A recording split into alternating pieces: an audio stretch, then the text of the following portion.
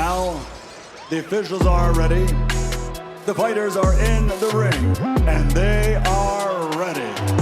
So for the thousands in attendance and the millions watching around the world, ladies and gentlemen, let's get ready to rumble!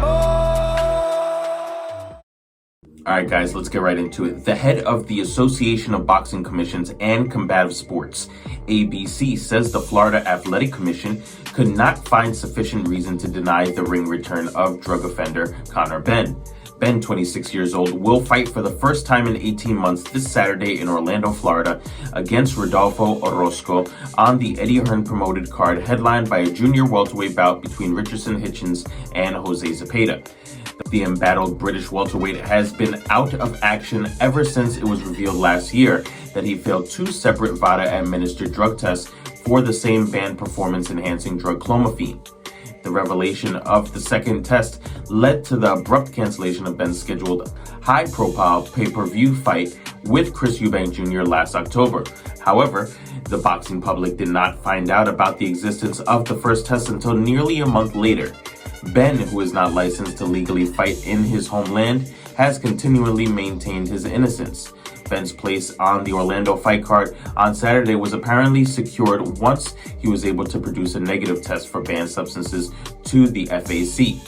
But the recent negative test does not take away or absolve the fact that Benn failed 2 drug tests last year and furthermore has never produced a credible explanation for how clomifene entered his body. The WBC, in their own probe last year, proposed that Benn had accidentally consumed contaminated eggs, but Benn rejected that line of reasoning. In March, Benn was placed under provisional suspension by United Kingdom anti-doping, but Benn and his legal team fought that verdict, reportedly on a technicality, and a few months later, in July, the National Anti-Doping Panel lifted Benn's suspension, paving the way for Benn to pursue fights in foreign jurisdictions. Since then, UKAD has appealed their decision.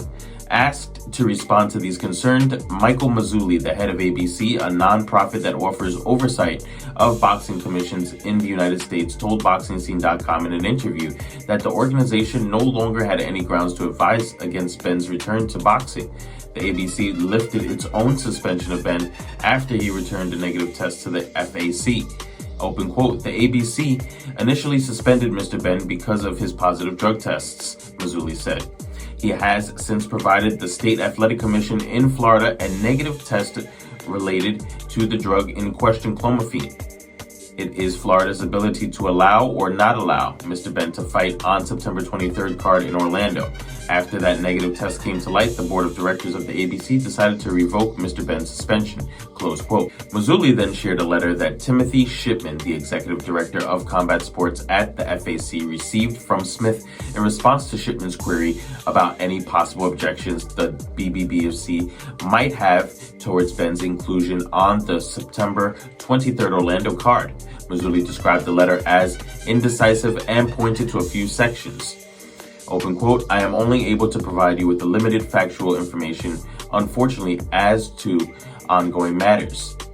I would urge you to consider carefully any application and do not seek to fetter your decision-making process, Smith wrote later. Mazzulli said the absence of firm opposition from Smith to Benn's appearance on 923 card left Shipman with no other credible alternative but to allow Benn to fight. Open quote, the BBBFC has not provided enough information to the ABC for the organization to leave Benn on suspension. The board, ABC, has had no contact with the British board. The ABC works hand in hand with the BBBFC. But there is nothing the ABC can present to deny Benn the ability to earn income from fighting. A test was performed which returned a negative result, close quote. Guys, what do you think about ABC's statement regarding the Boxing Board of Control and there not being sufficient evidence? What do you think about the whole situation in total, in its totality? Do you feel that Benn is okay to fight and that he should be cleared? Let us know in the comments below, guys. Don't forget to like, comment, subscribe, and also share the vid. We appreciate it. Take care.